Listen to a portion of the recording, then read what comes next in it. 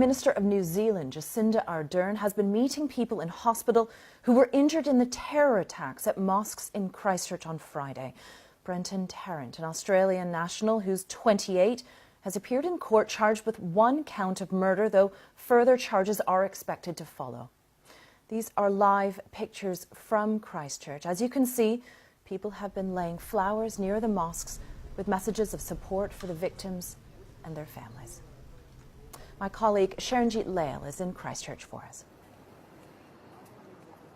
That's right, Celia. I'm just here at the law courts where earlier today Brenton Tarrant appeared on the dock in white.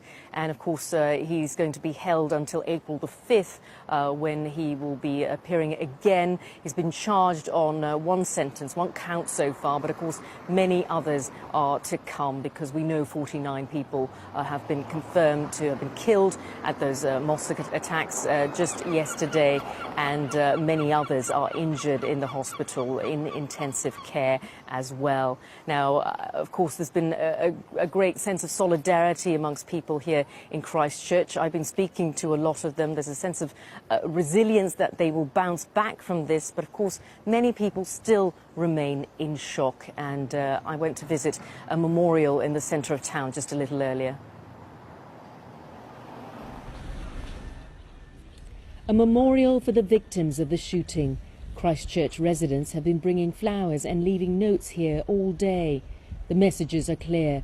New Zealand may be struggling to comprehend the tragic events that took place in Christchurch, but people were determined to come together to pay their respects. Yeah, my friend have a shot on leg actually. Yeah, I tried to ring him yesterday, but I couldn't get to him. Memorials like this one have been springing up all over the city. People have been coming here to the botanical gardens in Christchurch all day, leaving their messages and flowers. There's a real sense of shock and horror at how something so awful could strike the heart of this community. We're very laid back. I think we're too laid back. Yeah. And the world has got a bit small now. Yeah. And we need to kind of secure things for our ones that are precious to us, like these lives that have been lost. It's all in vain, really. New Zealand's Prime Minister has praised the efforts police have made, but has called for a review of the country's gun laws after it was revealed that the suspect legally obtained his weapon. She has also met with community leaders. New Zealand is united in its grief, and we are united in our grief.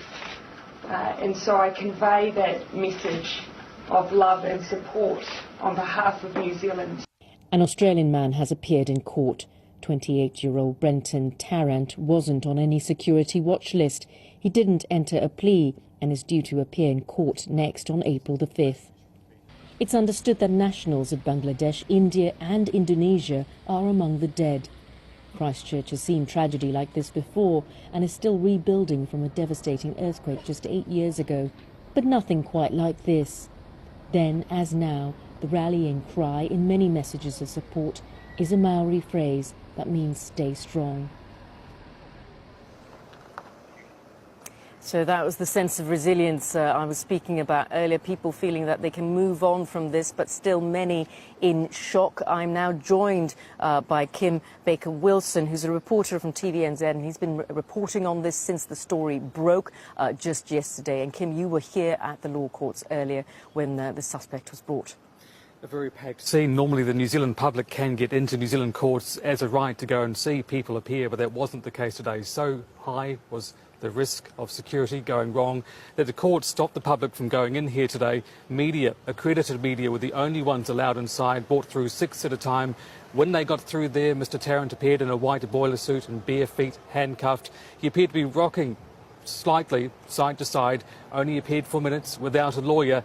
And as you were mentioning earlier, he has been remanded in custody without plea after appear in the High Court next month. That's right. And we've heard from the Prime Minister several times since this awful tragedy occurred yesterday. Earlier, she was visiting victims in the hospital, speaking to bereaved families as well as members from the Muslim community. What's she been saying?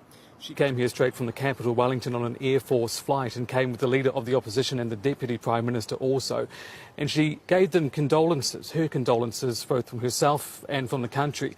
They talked earlier about how people came here to live recently and also so many years ago in many cases, and Christchurch has been welcoming them with open arms, and Christchurch is where so many of them have been injured or lost their lives. So she gave her condolences to the survivors and to the families of those who have lost people, and also gave them assurances that ACC, the Accident Compensation Corporation here in New Zealand, will support people, will support families if the victims have been working here in New Zealand.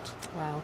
And also, you know, you've come from Auckland to cover this here in Christchurch, and there's a real sense of New Zealand having been very much shaken up by this tragedy. What's the sense, the mood that you feel?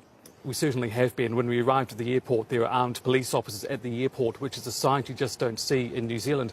Behind the camera, behind us here now, I can see an armed police officer walking outside the police building, which again is a sight you just don't see in New Zealand. So we're now using words that we've never had to use here before, like terrorism, like massacre. Those are words that we've just never had to use throughout New Zealand news before.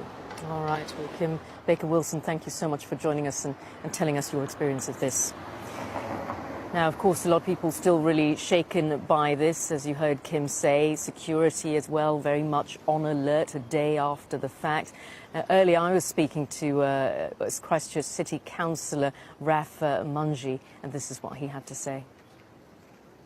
It's been 24 hours now, and there's a sense of still being stunned that this has happened here in our city, and just trying to get to some sense of what the community needs, what's happening in terms of burials and the proper processes that are needed for the community for that, supporting our medical staff who are still doing an incredible job, and I think just the general community coming to terms with it. I mean, I've just walked past the Botanic Gardens where there's a floral display, and people are very quiet. It's as if people are still in shock over what has happened, and I think as the initial incident wears off, it's going to take a while for people to actually come to terms that this has happened here in Christchurch, in New Zealand.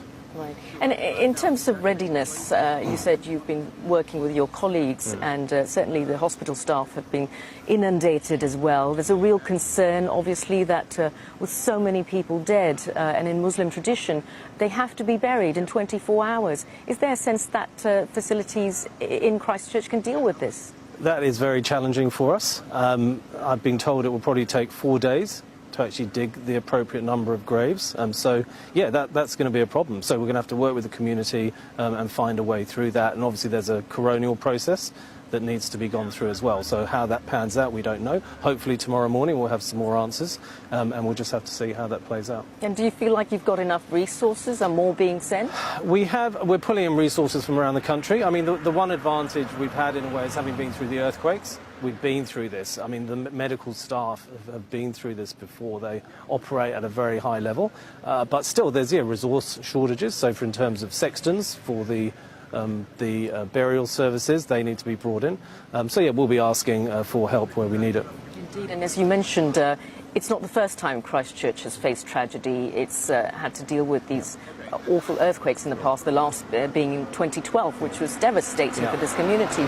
So in comparison, how do you think the community is dealing with this now compared to what's happened prior to this? Is this the same sort of feeling, or is there a sense that actually there's a lot of discomfort and concern around this issue? I think probably a mixture. I think there's a weariness. I mean, in terms of the earthquake recovery, we had just got to the point where we just reopened our town hall 8 years after the earthquake, a new central city library. Felt like things were getting back to normal. And then for this to happen and for children to be in lockdown at school, so that whole sort of trauma again, parents stuck in their offices or civic buildings, it's kind of reliving that. So the mental health issue, which has already had a long tail from the earthquakes, is of concern. But I think this is not a natural disaster. This is a man-made disaster, a domestic terror attack in our own town. So it's going to be quite difficult for people to actually come to terms with that. And I think as we start to see and learn more names and put faces to those and to bury people, I think it will have a bigger impact on the wider community. Now, Raf, you were saying that you're part Muslim yourself, and you've lived here in Christchurch for many, many years. So is there a sense that your community is feeling incredibly, uncomfortable, unsafe because of this? I think now there's probably some concerns, but actually my sense is that the Islamic community still has faith in New Zealand being a safe place. But we have to address some of the issues around radicalisation and the, what has led to this attack. But generally, the communities have felt safe, even as a general increasing tone of Islamophobia globally. I mean, and that has spilled over into New Zealand, there's no doubt about that. But in general, people didn't have a lot of concerns. You'd go to Friday prayers, no one really thought too much about it. And that was Christchurch City Councillor Raf Manji speaking to me earlier. Now, of course, as you can imagine, it's the day after the fact. Many residents here in Christchurch still very much coming to terms with this. But as you heard there, and as you heard in the report earlier as well, there's a real sense of resilience that people are now able to get through this. It is a city that has endured tragedies like the devastating earthquake about 8 years ago as well. So they're rebuilding. They know they can get past this. But at the moment, there's a real sense of, how could this happen in our homes? How could it happen in our community? How could it happen in New Zealand, where such things are just unheard of? Okay, Sharonjit Lale, thank you very much.